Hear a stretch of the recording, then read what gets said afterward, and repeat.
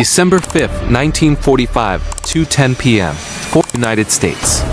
5 TBM Avenger torpedo bombers lined up on the runway, 14 men on board. All trained. All experienced combat veterans of World War II. Lead pilot Lieutenant Charles Taylor, 2,500 hours of flying experience. A decorated war veteran. The mission was called Navigation Exercise Number 1. Simple triangular route over the Atlantic Ocean. Estimated duration 2 hours. Nothing about that afternoon suggested anything unusual. The sky was clear. The weather was perfect. The planes were fully fueled. The crew was ready. This was supposed to be a routine training flight. It was the last flight any of them ever took. December 5th, 1945, 3:40 p.m. The radio at Fort Lauderdale Tower crackled. Taylor's voice came through. Calling tower. This is an emergency. We seem to be lost. The tower responded immediately asking for their position. Taylor's reply sent a chill through the entire control room. We are not sure of our position. We cannot be sure of any direction. Even the ocean looked strange. The tower operators looked at each other. This was a decorated combat veteran. A man who had flown over the Pacific in wartime. A man who had survived enemy fire. And he could not find the ocean. Taylor reported that both his compasses had stopped working simultaneously. Not one compass, both. In aviation, if one compass fails, you use the backup. Both failing at the same time was considered nearly impossible. The tower advised him to fly west towards the setting sun. Get home before dark. Taylor refused.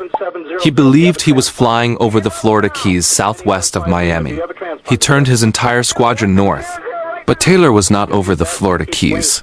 He was over the Bahamas far to the east of Florida. By turning north, he flew all 5 planes directly into the open Atlantic. Away from land. Away from safety. Away from home.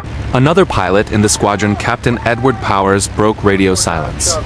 He told Taylor directly, if we would just fly west, we would get home. Taylor said no. The United States Navy has never officially explained why. The squadron continued northeast, further into the Atlantic, further into the dark. The sun was beginning to set. Fuel was running low, and no one on the ground knew where they were. December 5th, 1945, 6:20 p.m. The Navy launched an emergency rescue operation. A massive PBM Mariner search aircraft took off from Banana River Naval Air Station with 13 men on board. One of the most advanced search aircraft in the United States Navy. 7:04 p.m. The Mariner sent a routine radio position check. No response was ever received. A passing merchant ship in the area reported seeing a sudden burst of orange flame in the sky, followed by complete darkness. The rescue plane was gone. In a single evening, 5 Navy bombers and 1 rescue aircraft had vanished. 27 men. The United States Navy launched one of the largest search operations in American history, covering 280,000 square miles of ocean. Nothing was found. Not one piece of wreckage. Not one body. Not one life jacket. The Navy's own official report described the planes as having disappeared as if they had flown to Mars.